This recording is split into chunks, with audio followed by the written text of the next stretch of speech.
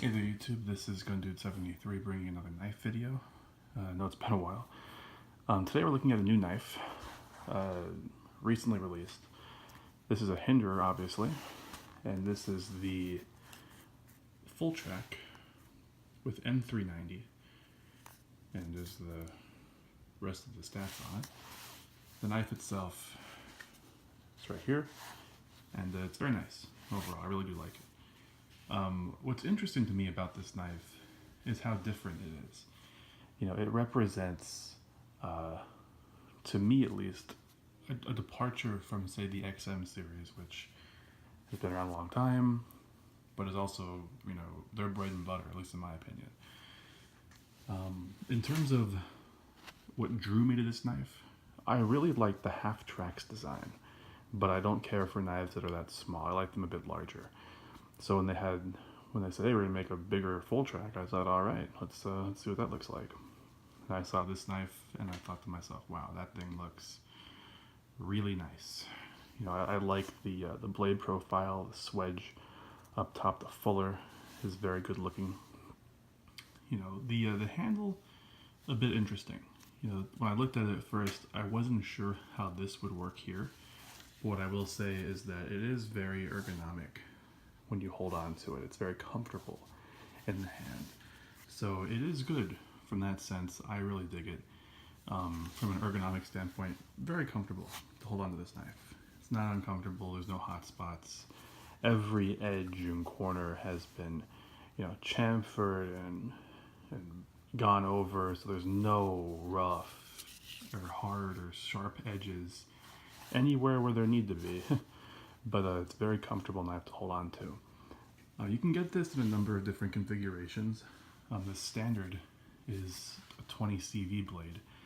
The N390 is exclusive to DLT Trading. It's a online knife store. The handle you can get a number of different ways.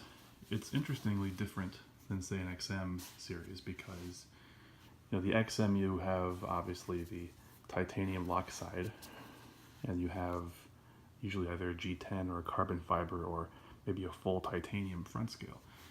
This front scale here is basically a full titanium handle, but then right here it incorporates a G10 inlay. This is the like translucent natural G10, and I got this mainly because it blends well. You know, I like how it's close to the titanium in color. Because there was some where it was like red, and to me it just popped a bit too much for my taste. And the other thing to notice, or to note, is if you do go with a bright color, when you do carry the knife, part of the G10 is exposed out of your pocket. You know, so if you go with red or a really bright blue, that's what you'll see that much sticking out of your pocket. You will see the G10 sticking out of there too. So with this, it's a bit more muted in the pocket, which you know, call its attention to yourself, which is something I consider at least. And this knife has a number of newer features for Hinderer knives. Nothing brand new. Some brand new, but others not. One is the inclusion of a lock bar insert, like many other frame locks available now from Spyderco or you know, ZT, etc. I mean, this is where the industry is going. They're kind of eschewing the old just titanium on steel and going for steel on steel. It's nice. I mean, it's much more serviceable from a, you know, warranty perspective. If you had a problem, they can just take that out, put a new lock bar instead of having to do a whole new scale. So it's a good idea. I like it. This knife does have a number of different departures from, like I said, from standard Hinderer design. One is the lack of a spanner pivot. So what is that? We can look here. This is my XM24, and you can see here that it has a spanner bit here and a flathead side here, or a slotted screwdriver, whatever you want to call it. So if you wanted to remove this pivot, you need to have something, either a spanner bit or something performing the function of one here, and then you would be able to use a screwdriver to tighten there. With this, it's just a standard Torx or hex bit, and then on this side it's segmented off so this does not freely spin, so you don't need to have a spanner bit on that side. Now personally I like that because it means that you don't have to buy a special tool, to take the knife apart. You don't need to, you could just have a standard tool to take this knife apart if you had to. The screws back here are also different than standard Hinderer. They're much larger. For one, they're huge, really. Again, the 24 is usually the big Hinderer, right? So I mean, look at how much bigger the screws are on this thing. They're really big, and there's only 2 of them. So you get these 2 body screws back here and the pivot. It uses a blind stop pin, so as normally they just use the thumb studs, but this knife, the stop pin is about right here on the inside of the scale. Nice clean look that way. Blade is decently thick. I don't have the spec handy, but it's about the same as an XM18 3.5 inch. It keeps its thickness pretty well throughout and has a decent tip. Now one thing that I haven't alluded to yet, which is probably the biggest trick of this knife, and what won it the most innovative American design at Blade Show in last year, is this backspacer. It's not really a backspacer. What you can do is pop this out easily enough. Hold on. There we go. So this comes out easily enough. And this is actually the tool that you can use to disassemble the whole knife. So you can see there's 2 parts. There's a very fine driver on the end, and that's for these little screws here. And the larger part is for the pivot as well as the body screws here. So I really like this design. It's funny because Hinderer goes from selling a completely other armorer's tool to take their knife apart to literally giving you the tool to take the thing apart. And heck, they're not even just giving it to you. You can store it in the handle of the knife. You can see how this works. It's just, you hook it into the standoff, you push down on that spring, pops right in, and there you go. Now one thing that's nice with the translucent G10 is you can see this pocket here. So what this pocket is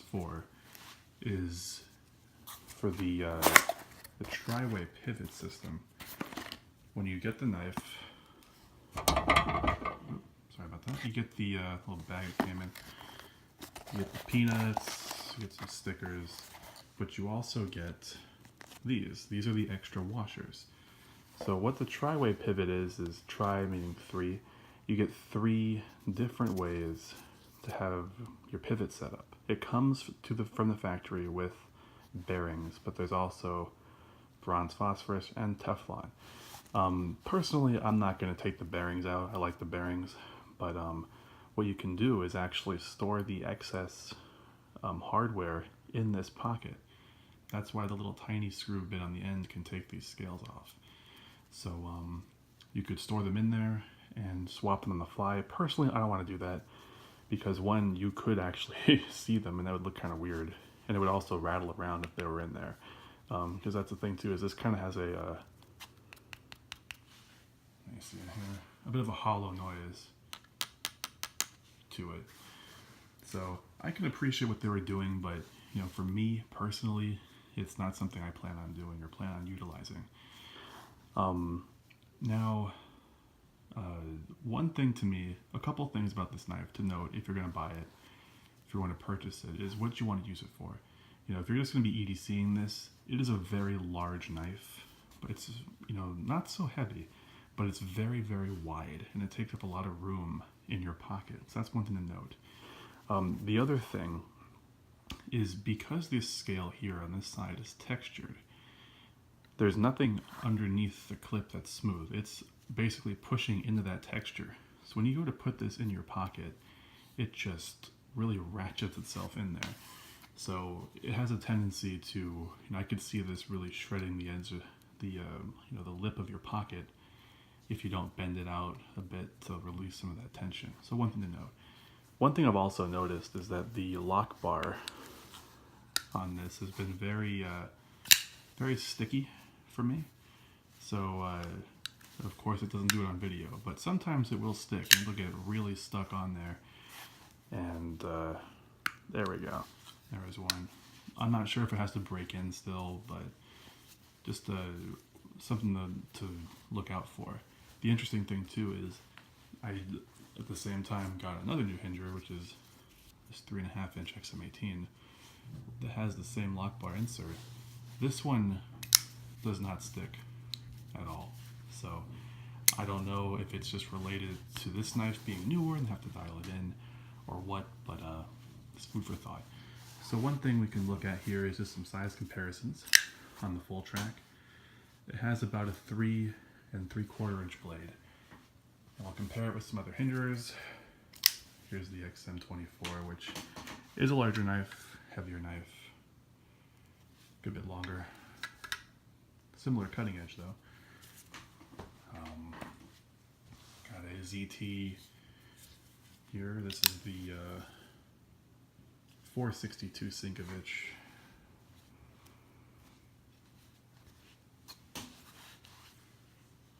Similarly sized. Bit smaller actually. Much narrower, to be sure. Another ZT here. This is the Tiger Stripe 95 TS and S90V. Definitely a smaller blade.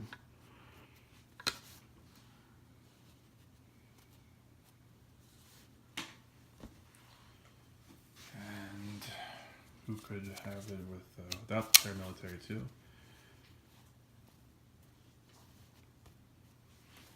You can really see how much wider the Full Track is.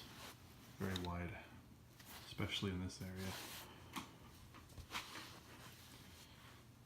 Let's see what else we got here. Full-size military.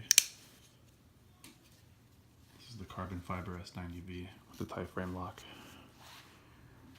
Longer, much larger knife, but much lighter and way narrower.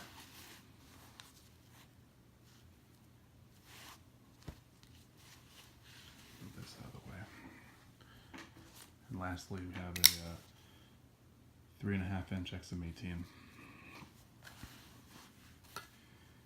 Now, if I was going to buy a Hinderer for EDC, I would go with the XM18. It's smaller, lighter.